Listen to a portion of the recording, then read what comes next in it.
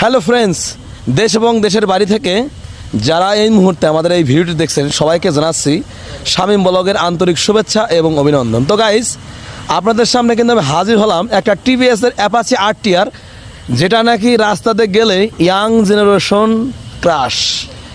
টিভিএসের Apache RTR 160cc 2B বাইকটার model হচ্ছে 2020। বর্তমান শোরুম পেপারস অবস্থায় আছে। চাইলে সারা বাংলাদেশের যে কোনো জেলায় নিয়ে আপনারা এই বাইকটা রেজিস্ট্রেশন করতে পারবেন। আর বাইকটা কিন্তু সুপার কন্ডিশনে রয়েছে।